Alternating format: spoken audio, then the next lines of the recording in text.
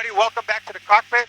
We're in a beautiful day here. We're flying to where our XCUB is on floats, our float plane, getting its annual done. So we're going to go in there and kind of show you guys a little bit about the floats and the plane with it all opened up, and also show you some of the stuff we're actually doing to the Cub.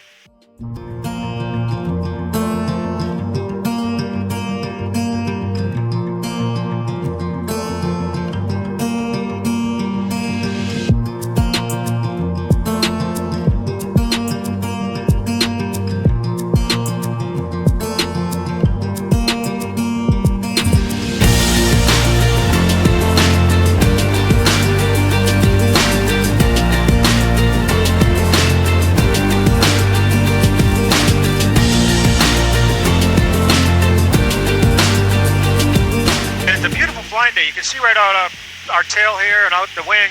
You got Lake Okeechobee there. We came up, did a little bit of kind of a turn off the bottom of the lake here. Beautiful day, giant lake there. And we're going now to F45. And the company we get our annuals done at is AMS. His name's John Stinson. They're a great outfit. They do bonanzas, Beechcraft, even game birds if we need them. But they also mainly take care of our XCUB because they are a Carbon Cub certified maintenance facility. So that's where we take it for the annual. So we're heading there now. We'll get on the ground and talk more. Also, we're going to talk more about the mounts you see on the plane because now I've had a bunch of questions about it. I did a little bit about it, but people wanted to hear a little bit more. So we're going to talk a little bit more about what we're doing here and what we're testing out. So we're only a few minutes away from F45, Foxtrot 45 in Palm Beach to check out the plane and see how the annual's going. In North Palm Beach County, game bird is 5 minutes west inbound. We'll be entering a left downwind for 27 left, West Palm. North County traffic, 847 Alpha Alpha, left crosswind 27 left, North County. Okay, so we're heading in North County here. Now this is usually a hornet's nest, especially for training aircraft. And just watching right now because we're showing somebody here about 1,000 feet high. I want to make sure he's not coming down over the top of us. Haven't picked him up yet. We got the airport in sight at our 12 o'clock. In North County, you got a game bird 3 minutes westbound, inbound for entering a left downwind, 27 left, North County. Alright, so we got an aircraft right above us. It should be over the top of us and out of the way at this point. That's no factor. You might be able to see right now, guys, off our 2 o'clock. That's Palm Beach right there. So. Okay, traffic. Let's go to 6 up. We're actually on the right beach for 27 right, crash runway, North County. Okay, so he's on the right side. Hey, what I was saying, and I'm going to have to pay attention here, but that's Palm Beach right off our 2 o'clock, and we're north of our base. So we're going to get paying attention to traffic here and get into North County here.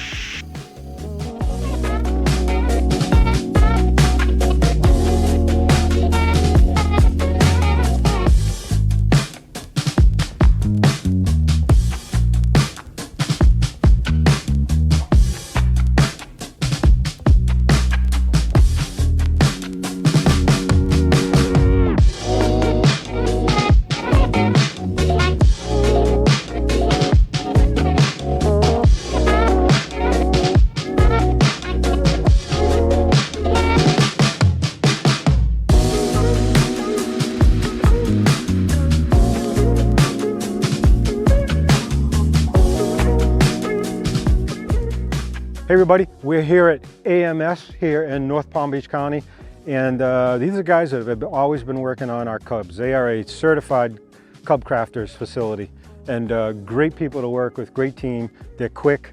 Our annual is only going to be in here for about a week, which is great. We don't have a whole lot of Squawks yet, but I'm going to show you some of the stuff we did to it. But before we go in, I've had now a ton of people keep asking me about these mounts, and we already talked about them a little bit. One of the things about the i360s, if you just mount them normally in these mounts, you pull a lot of G's, left, right, or spins, they kind of flip over. Like even if you really crank them down with a screwdriver, I know there's a lot of stuff you could do to try to slip a walk washer in there and stuff, but they still kind of move around a lot when you're flying. One trick is to put the fins 45 degrees. Don't go left, right, or front, back, because if you go left, right, front, back, it gives it the ability to flip either way. But what we did is we made a piece here we manufactured out of aircraft aluminum that sits right on the base of this mount, so that it's absolutely impossible for it to move left or right or to move at all. This way, that way, it is solid. So no matter how many G's we're pulling, this thing does not move. Now, we put it up also a little bit off the wing, because if you see a lot of the filming that a lot of guys do when they put a 360 camera or something on their wing, it's like all wing and then all of a sudden the plane is little at the end. Well, you could see now that when this is here, just bringing it off the wing just that little bit, you could see the whole wing and you get a very different perspective, and the wing doesn't look so warped and out of place. So this is really kind of cool. Now, I don't think you need it this long. We're testing with different ones. This one here, it kind of vibrates just a little bit when we're flying. Not a big deal, but we're probably going to put the shorter one on, bring it down just a little bit, because we just got to get it off the wing a little bit where you can actually see the profile of the wing and stuff. So the point in this is it does not move. There's no way that's moving left, right, up, down. So it's using the base also as a foundation for that. So that's working real well. Let's look at the other side. And again, I already talked about this, but everybody's been asking to talk more about it in more detail, how we built it and stuff. So I figured I'll just spend a minute and do that. Now, the way that we built this one, again, it's aircraft aluminum. So this is a 1/2 inch machined aluminum, and the end of it is a 1/4 20, which is what goes into here automatically. So there's nothing here. There's no washers. There's nothing here. You can literally just screw this right on to the pole. Now we are going to make this a little bit shorter because there's just no need for it to be that far out, and you do get a little bit of a movement out there, but it can be way in here. Again, these come from the factory. These are built into the wing. These are from Game Bird, and they're built actually into the wing itself, and you can move it around depending on which way you want the fins to go on the airplane. But on this, what we did is we threaded into the actual pole itself the 1/4 20s, and then these are attached. So these are 2 sticky backs, not even necessary, because this by itself can handle having a camera on here, no problem. It's been tested and certified and all that, because this actually comes on the aircraft. But we just did a little bit extra, put a little sticky backs here and put this here. I just wanted to be a little bit extra because I'm just always cautious of if something broke here, could jam the controls or something like that. I'm going to talk to Game Bird, and when we go to the factory here in about a month, we're doing some filming. Make sure you check it out. By the way, like and subscribe so you can find the videos that are coming up. We're going to Game Bird and doing a really great filming of the factory. But it'd be great if they could actually make a carbon fiber piece that comes out of here and just comes up forward here. And then that keeps everything clear of the controls and stuff. So anyway, a lot of people have been asking about that. Wanted to show that to you. Works great. So we're going to pop in the hangar because the XCUB is apart. We brought it up a couple days ago, and it's ready now for us to go kind of show you guys, because a lot of people ask about why there's so many panels and stuff on top of the floats and how the floats work, you know, the indicators and things like that. So we're actually going to dig into it right now when it's all apart and kind of show you what is inside the floats and what the plane looks like when it's tore apart, and then showing you some of the other stuff we're doing to the plane while it's here in annual. So let's go ahead in. All right, everybody, so here we are, planes taken apart in annual. This is going to give us a chance to really open it up. I know we've had a lot of questions about how a lot of the systems and stuff work on the XCUB. So we're going to take a few minutes and just kind of tour you around. We're going to start mainly with the floats and the gear and talk a little bit about that. Now, the nice thing is all the panels and everything off, so we can kind of show you. Obviously, we got our 215 horsepower engine up here, and the oil has gone out for inspection and stuff. But I'm going to start up front here because, as you can see, we've got the gear apart, so it's all apart. They're checking all of the bushings, the bearings, making sure they re-grease everything, getting everything back to normal. So they're checking all that, no squawks or anything on that. Now, here's how this gear works on the front. So basically, as you can see, and the reason it's up on jacks in here is because they got to be able to swing the gear. So these are different jacks than you normally would see on planes. But on the floats, we got jacks here so that they can swing the gear. And basically, this swings forward and then comes back in. Right here is a whole hydraulic ram. So you got the piece where the gear comes up and sits inside, and it's the end of it is connected to a hydraulic ram that goes from here to here, and then that ram just basically pulls the gear up into the nose there. Now, a lot of people asked about why there's so many sections and stuff. How these are built is there are dividers in between here. You can see the rivets going here. So every section is totally closed off. You can see here, these are each watertight all by themselves. And we'll look inside here and show that to you. And it's that way for obvious reasons. If you come up on shore and hit a rock or something and you get water in this one, you only want water to be in here. It won't go into the other ones. I guess you could think of the Titanic as an example of why that's important. So these are absolutely sealed off from the bottom all the way to the top. So you could fill this one with water and no water will get into each one of these other ones. So that's safety reasons, obviously, that's why it's built that way. And it also makes it more rigid too, so it gives it a little more strength. The other thing you're gonna see here are each section has its own suction area where we can suck the water out of that particular section. So you'll see a lot of guys on float planes, they're coming with the pumps. They put the pump in here, pump water out, and they got to go to each section, obviously because each section is blocked off. We have a drill with a pump on it, and we just hit the drill and it pumps the water out. So what we did in this section, because this is kind of a cargo area, and you can have 50 pounds you can store inside here. But what I don't like is if you have lines and things like that that are inside this particular section, they lay down in the water and stuff. If you're a boater also like we are, you don't like all your lines being down in the hull because they get wet and smelly and stuff. So we actually built out of starboard, which is marine, it's like a marine plastic. So we manufactured these in our facility where it's a floor that's created inside this hold. So this kind of goes down inside here, and there's two sections, and then this middle piece goes on the middle here. So we'll dip inside here and show it to you. There's holes on it, so if water gets in here, whatever you're at the beach or whatever, the water goes through into the bottom. And then of course we have our pump here. So if you had to manually pump out, you can use the manual pump. So these go into these sections here, and you can manually pump, but we have an electric pump. And then we can store this stuff inside here without it getting down, and it lifts it up. So the bottom's right here. Okay, so as we come back here a little bit more, we got a couple more suction drains here. This one goes for this main one here where we can store stuff, and this one goes for this section. Now I want to show you, because I know we talk a lot when we're landing, you see us landing and stuff. We talk about the different areas we're checking when we're landing to check our gear. One is we have 4 greens, 4 blues on the panel, and of course that's voice activated. So if it's 4 blues, you get a female voice. If it's 4 greens, you get a male voice. We also look up in the mirror that's right here. And this mirror allows us to look down and across the other side to verify the gear's down. Then there's this section here that is, I like to call this hard-coded. If you're a developer, you know what I mean. So there's no like light indication or anything like that. This is actually hard-coded right into the actual gear, and this physically moves as the gear comes up and down. So when the gear is down, this little indicator is showing in the down position, and when the gear is up, it moves because the gear comes up and this moves up into the water. So this is as good as an indicator as you're gonna get to know if the gear is up or down. Then of course there, so when I'm landing, I'm saying 4 greens, mirror, indicator. So I'm checking 3 areas to make sure that the gear is in the right configuration. Now, the nice thing on this plane is they did great with the technology where it knows if you're landing on land versus water and if there's a mismatch in the gear position, and it'll start screaming you, check gear condition, gear mismatch, and it'll scream at you so that you lightens you up to check and say, oh, I'm landing on land, and it's showing me that I'm in land position. So really cool system that they got in here. Now, as we come down, I'm gonna show you inside these hulls here. So as you can see, there's a hose going from here, which is where we suck the water out of, all the way down to the very bottom of that. Now, you saw the water in there looked a little greenish, right? Well, that's because if and when I ever take this in salt water, which is hardly ever, we've only done it once literally to do some filming and stuff for you guys. We usually don't go into salt water.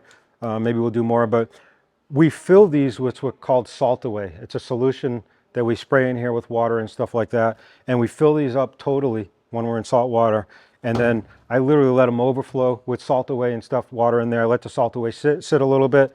Then we vacuum them out, suck it out, put a little more fresh water in there, suck it out. So, and then I atomize with an air gun and a little bit of salt away inside it and high pressure hose. And I atomize all up inside there with the salt away. So it's all up inside this. That's why these look so pristine right now. So that's how we kind of take care of the gear. Now, as you can see, the main gear is down here, and it doesn't go up all the way inside here. It just basically tucks up inside behind the chine here. So, you know, this is where when we get going fast, this is what's sitting on the water, and then the gear is still down a little bit when it's up in there, but it's enough to not give you drag and stuff. So it just kind of goes up in there a little bit. It doesn't go all the way up inside. That's just where the gear sits. So these are the Whipline 2100s, as you can see here. But let's go, and I should say, by the way, this plane is factory float plane. So this wasn't modified after. It came out of the factory as a float plane. Why is that a big deal? Because everything is internal, how everything is wired and stuff like that. It's not all like after factory kind of stuff. It's in there specifically to be a float plane. Now, of course, we always keep these, you can't see, you can kind of see these are a little yellowish on all of these. That's because AMS here, they put on everything down here that's going to get wet, they put a coating on all of these pieces and parts to make sure that the water can't affect them at all. So as we're coming back here, we're getting back to obviously the water rudders.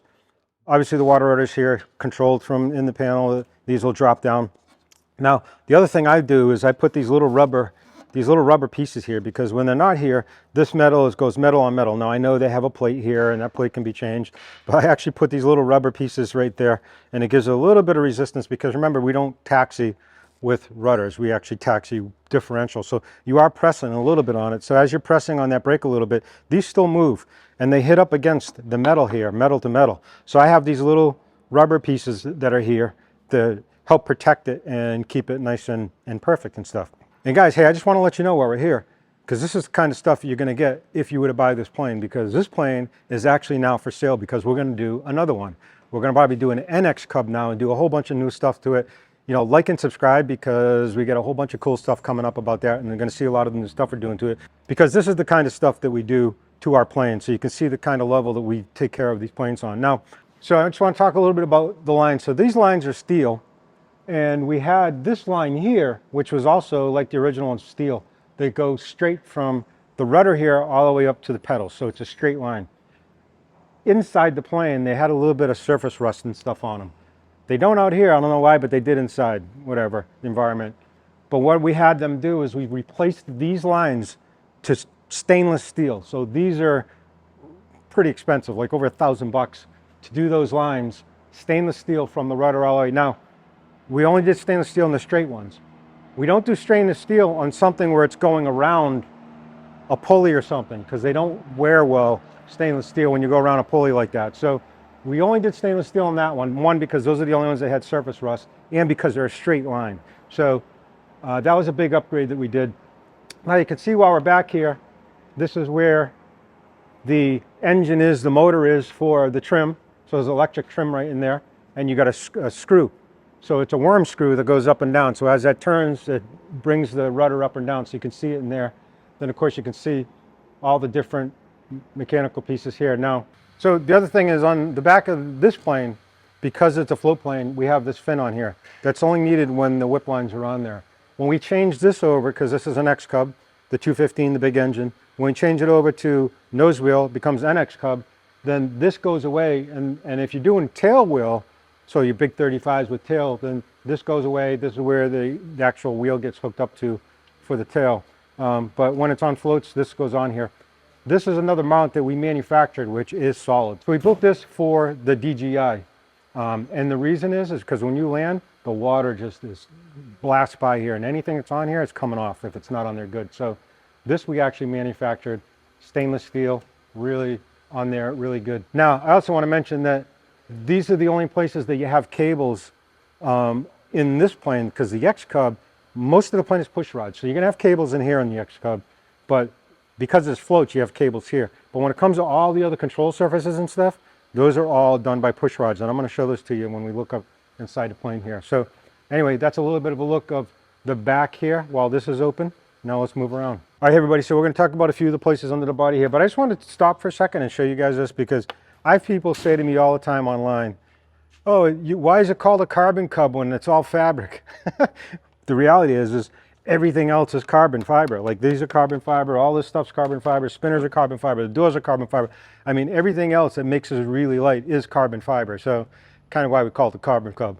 And yes, it is fabric around the other areas, but even like the turtle deck and all that, I mean, everything's carbon fiber on there. So while we're here, let's talk a little bit about, we got our drains for the batteries and stuff for air and things like that. Right up inside here is the hydraulic pump for the landing gear that's in the floats. Now, it's another nice thing about coming from the factories. This is all kind of in here. You didn't have to do a whole lot. So the hydraulic pump for the gear is here. And then right here, we have the servo for the elevator, for the autopilot. And then for the ailerons and stuff are up in the front there. So this is the servo here for the back. Now as we come up to the front here, normally you see an antenna that's here. So this is a big inspection panel that comes out of here. And then here's the antenna, so the antenna gets hooked up here. Now we're gonna get up inside here and show you, because like I said, you know, most of the Carbon Cubs, the FX3s and all the other stuff, they have cables like this that are running throughout the wings and stuff that are running the ailerons and things like that. This plane is all push rods. Everything is hard bound. So you could see here, right here, there's a center piece that goes to the stick. So as we move that stick left to right, this here is gonna move. And when this moves on these bell cranks, it's going out to this point here where there's almost like little differentials. And from there, it's rods that go all the way up to the top of the wings. And we're gonna show you that there. And then it goes to the the ailerons. So we're gonna get up inside here. I'm gonna show this to you. All right, so you can see this here, guys. So there's about a 1.5 inch, almost like a torque tube that's going all the way up to the two sticks that are in the plane. So you got the sticks in there that are up front, and as we move those, this whole thing, you can see it here. See how it's moving back and forth? You got a little tube in there, comes back to this little point here, important bolt there, and as you're moving that stick, you see these rods here, they're going back and forth. You can see how that moves now. There are adjustment knobs, like stops right here. So if it's going too far left or right, you can adjust these stops. And then these transfer to the outsides here, where it goes to this little, I'm gonna call it a modified differential. It's almost like a little differential system here. So you've got another bolt here on a hinge, and then these pieces, these tubes here, then this tube goes all the way up to the top of the wing. And we're gonna go up the other side and see that. So as you're moving that stick, you can kind of see what's going on inside here. Okay, so here you see is Garmin, and this is the servo for the ailerons. So this is the autopilot servo. So this is what's running that. Now you can see how it's kind of attached to the area where that tube comes from the sticks. And then right here, you can see the servo basically goes back and forth, up and down. And when it does that, it's moving the stick left and right. And that's what's driving the ailerons. We already talked about the back where you saw the servo for the elevator. So anyway, that's the Garmin servo for ailerons right there. Let's get back out to the outside here. Okay, so I want to talk about one of the other Squawks. Not a lot of Squawks in this plane. It's almost brand new, but there's a couple of them here. So we talked about the stainless steel cable that we changed going to the rudder. Now, we have to change out the bearings on all four wheels. When they pulled these apart, they found out that the bearings were bad, and it's, you know, basically this is a tough environment. They're in water and stuff like that. Now, has nothing to do with salt water versus regular water, the way that these work. I mean, basically when these come from the factory, they actually ask you to, and this is what it looks like when it's out of the plane. This one's already replaced and it's pressed back into the tire there. But right here, they ask you to actually put a little hole, drill a little hole inside the edge here, so that when you're filling it with grease, if there's no relief hole there, it'll pop the pressed on fitting on there. So if this is pressed in there and there's no hole and you're packing this with grease, it'll push it back out. So they request that you kind of put a little hole there. But now you got damned if you do, damned if you don't. So if you got a little hole there, so when you put grease in it, it doesn't push out, then you've got a hole where water goes right in. So it's kind of not much you can do about it. But what we're doing is we're not putting that hole in. So this is sealed. You're putting the grease in, you're being very conscious about the grease getting packed in here. We're not putting a hole in it so that water can't get back up inside there, so that this doesn't happen again. So anyway, just a little side note for that. And let's move to the front, because we had to do the same thing on the front tires. Let's get up there. All right, so let's talk about the nose gear a little bit. First thing I just want to show you, this isn't dirt. This is that corrosion material that anti-corrosion material that they put on all of the things down below here. You'll see it again all over the place. Now, the way that this gear works is pretty interesting, because we have to replace these bearings again on this side. So we get two of them, one on each side, and then the bolt goes through it. Now, talk about a pretty sophisticated bolt. Let me show you this bolt. So you got the Zert fitting here, and then there's a couple of holes here. There's a hole here, and there's a hole right on the end of this bolt right here. So you can see that. Now, interesting, what happens is this is a little dowel hole you can to line up this. This goes through the bearings, through here, and then while it's on the wheel, when you pump grease into this Zerk fitting, then the grease comes out all inside this whole area here, and on the ends where the other bearing is. So it fills this whole section with grease. And then that's how it kind of keeps this whole thing filled. All inside here is all filled with grease. And then on the inside of this is the inside of the bearings. That's how these things stay greased as well. So these are all the parts that this all goes into. Really kind of interesting kind of bolt that they created here for the gear. So that's how that works. And so this is another squawk. We're going to replace these bearings on the wheel here. All right, guys, so I'm not going to talk a lot about the engine. It's an engine. We've got a whole different segment and different shows you can talk about when we talk about the engine. But a couple things to show you is, yes, more carbon fiber, totally sealed up. You see how nice and sealed this is to get as efficient airflow as possible through these fins and then out the other side. So they do a really good job at sealing this up that you can see here. So other than that, obviously we've got a new oil filter going on. The oil has been pulled so we can send it out for analysis and things. And there's not a whole lot, like I said, we got to check or talk about on the engine. I think there's maybe 150 hours on this engine so far. And then this just gives you a little bit of a view with the cowlings off and the nose off and stuff, what we got here. So I'm going to jump in the plane and talk a little bit more about what's going on inside for the inspection. Okay, guys, so you can see here that we talked about underneath the plane that the stick moves that torque tube that then drives that little differential, and then it goes all the way up, the push rods go all the way up here to drive the ailerons. And you can see that tube come on all the way out. So there's no cables in this plane. It's all just a tube in there. Hey guys, so I just want to show you the inside because in the XCUB, you don't have to take out all the interior and stuff to do the annual inspection. A lot of it's done from under the belly and the outside. So that's one nice thing about the Carbon Cub to do that. Now, so I just want to show you this kind of cool throttle that we made in our machine shop, and it just replaces that little plastic ball that's on here. The reason I like this is because when you're throttling up, then when you're coming back, you have your hand here on both of them, you pull them back, both of them back as you're coming back, then you let the bottom go and you keep coming back. So this setup works really well. It's aircraft aluminum, and we manufactured it, and that's one change that we made to the inside. Now, the other thing we're going to be doing is we're putting a Starlink in here. And the Starlink's going to go right up behind the passenger, right up in the turtle deck there. It goes right through the carbon fiber. And then we're also going to have a lithium-ion battery that's attached to it, and then a switch up here to be able to charge it as we're running. It'll charge the lithium-ion battery, and then that battery will always be driving the Starlink. So even when you shut down, if you're on a field or something, you'll still have Starlink going for the whole time. And if you've seen Trent Palmer, one of our partners, he put that whole thing in his new Legend Cub. And he can go through the whole night on that battery and still have Starlink through the whole night. Then he wakes up in the morning, fires the plane up, and he's charging his lithium-ion battery. So he can go on a trip and never shut down his Starlink, which is really cool. So we're going to make sure you like and subscribe, and make sure you make a comment that you want to see that. And then we'll do the full install video on that you'll just see here coming up soon. The other thing we got coming is a new TAC Aero. Actually, I'm not allowed to talk about it yet. Check out TAC Aero. We have some really cool stuff that we're going to be showing you that's coming. It's going to replace some of the stuff in the back of our Carbon Cub, but that's you're going to see soon on a video coming up. So let's go ahead and get down on the outside again. Guys, so while this is in here, I also want to talk to you about this pole, this mount that we created for the 360. It's got a combination of our Flunjet Flight Fix. It's some of their parts, along with an aircraft aluminum mount that we created that comes way out. Now, we have it out here because it comes way out in front of the prop.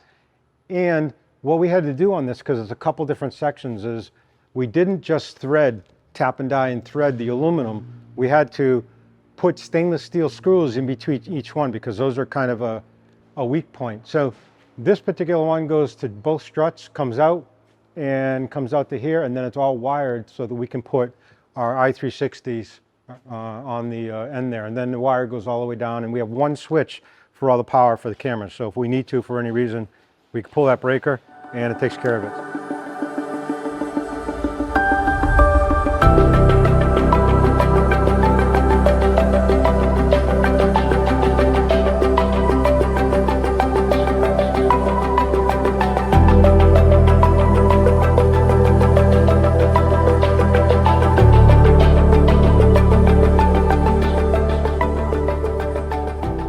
So now we're heading south and we're running right into Palm Beach, Last Charlie. And the ceiling on this is 1,200 feet, so we got to stay at 1,000 through the area here. Unfortunately, there's no TFRs today, so we can just stay right under Class Charlie and get through the other side here. But being down low in the summer down here, it's a little bumpy. Pick up the ATIS for executive. So we're right underneath the Palm Beach Class Charlie. Palm Beach, West Palm Beach Airport's right off about our 10 o'clock. Flying right over the top of us are the airliners heading into Palm Beach. Now, they're supposed to be extending this airspace out west, so they can actually make a square out the west side, because it's crazy how we can just fly right underneath these guys here at 1,200 feet. And then not too far over our head, as you can see above us here. And then down here in this area, you have to stay under their Class Charlie, the outer ring here, but then you have towers that are higher than we are at this altitude. So this is a tough little area. You certainly wouldn't want to be doing this IFR, that's for sure. Which you wouldn't be anyway. But so you got to stay at this altitude and watch the towers that are directly ahead of us. You got to go in between two towers that are higher than 1,000 feet. So as you can see, airliner went right over the top of us. If you look right out our left wing, you got the runway for West Palm Beach. And right off our 1 o'clock, we have the towers that I was talking about there. Now, fortunately, in our glass panel, those show up and it screams at us if we're in a course with those, which is nice. Okay, folks, so as you can see here, we've got these two towers right here at our 1 o'clock. And I have to go around inside the Class Charlie here. And you got to really pay attention to those. Now, obviously, we could go way out west, go outside the Everglades and down and stuff, but really no reason to. There's no reason why we can't be 1,200 feet coming through here and out the other side of Palm Beach. The racetrack over here on the left, there at our 11 o'clock. Oh, yeah. That horse race? And there's a lot of polo fields around here as well. So this whole area here is called Wellington. Wellington's a big horse area, so you see tracks here. There was a fly-in at this place over here where we came in the Carbon Cubs and flew in there to watch some of the races. They kind of lined up some cones for us. That was a cool spot. Polo fields over here off our right wing.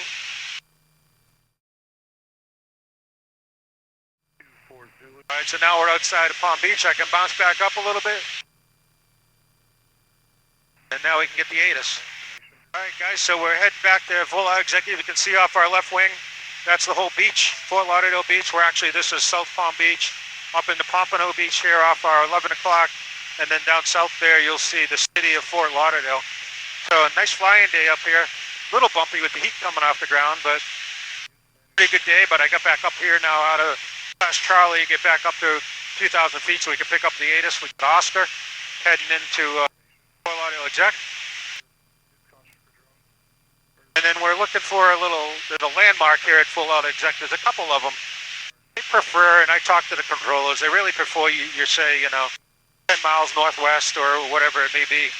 But they do have some landmarks. One's called Landfill. Another one's called the Sawgrass Bend. So if you're up north here and you're out west, that's the Sawgrass Bend coming in. You can mark that. Or if you're coming directly south like we are down over the main turnpike here, we say we're Landfill inbound. And they all pretty much know what that is. Probably not the right way to do it, but that's how they like it here at Palm Beach. Oh, I'm sorry, at Executive. So we have our ATIS Oscar. And Tower, you got Gamebird 79 Golf Bravo, landfill inbound with Oscar.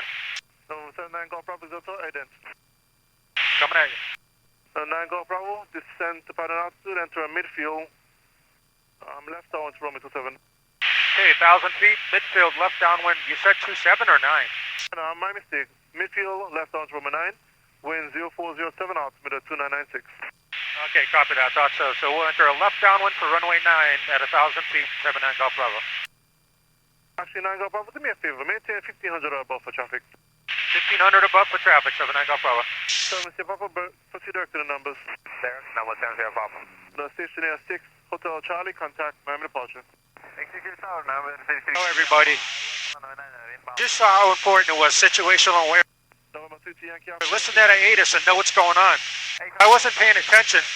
I would enter the left downwind for 27. And the 8 is specific at runway 9. So situational awareness and paying attention to the 8. Most important things. Too many people don't really listen to the whole ATIS or treat it with the respect it needs to have. So that's why you heard that whole back and forth question, which is good. That's what the ATIS is for. For us pilots to be ahead of the game here. They will get us slowed down here. We're still at 1,500 feet. A little high, but they want us up there. November 7, Sierra Papa, Roman 9, clear to land. That's 9 Roman 9, 7 Sierra Papa. And Gamebird 9 Go Bravo, I'm going to have to extend it down for a little bit. Sorry about that, and I'll call the base turn. Okay, we're going to extend our downwind, left downwind, 9 Golf Bravo. You call us. T Yankee Alpha, you said this will be a full stop? I heard full stop, thank you. Roger. Okay, so we're at 120 knots downwind. We're at 1,300 on the manifold. Now this is where I get our trim set for landing. Because this is why you want a little bit of back pressure right now. And then I want a little forward pressure when I make my turn I'm in, because I want to be holding it back just a little bit as I'm landing. So 1,300 on here, that's getting us about 120 knots in the downwind. Traffic, short final on site to the 79 Golf Bravo. 9 Go Bravo, there's additional traffic at your 10 o'clock and 2 miles on final additional sensor at 900, they indicate 90 knots. Okay, we got him in sight, 79 Golf Bravo. Are you able to match your speed? Yeah, I can S-turn in behind him. Roger, I'll give you an update shortly. Copy that. November 198 Charlie Mike, there's traffic at your 1 o'clock, 4 miles, northbound. So you can see the issue that we have, guys, with the Gamebird is we run everybody over. We're coming in the airspace. I'm like 180 knots. And even getting this slow, I don't like to be this slow at 120. There's traffic on a 2-mile final sensor, Roman 9, line of weight. But we run people over. Usually we get right to the numbers. Turn to base, 9 Golf Bravo. Hey, Charlie Mike, continue your climb. And again, the traffic's at 2 o'clock and 2 miles northbound, a Cessna at 600. Roger, Charlie Mike. So the other thing is a pain. Bravo, contact ground. Bravo, Bravo, contact ground. Because we got to be in the pattern here, because then you can't see the runway. We stay up high and then we'll nose it down so we can actually see the runway, or else it'd be nice to just do a nice arc.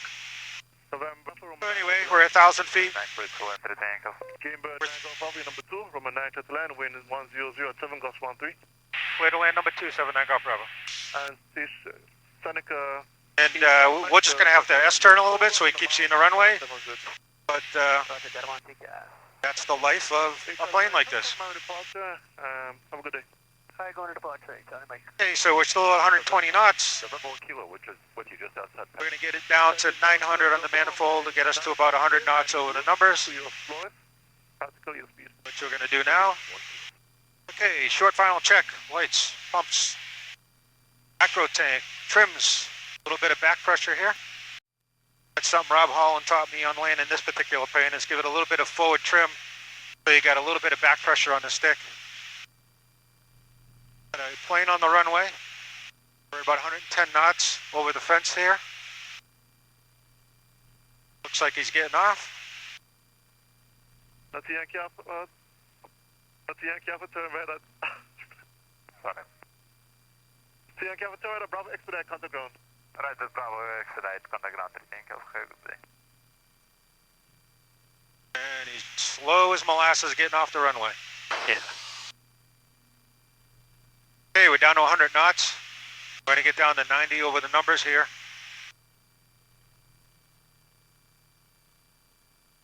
Picking up our runway left, right. Controlling with power.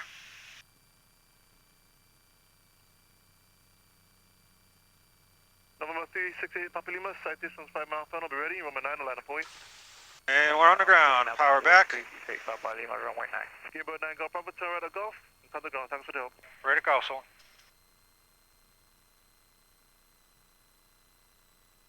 Okay, Golf here going over the ground.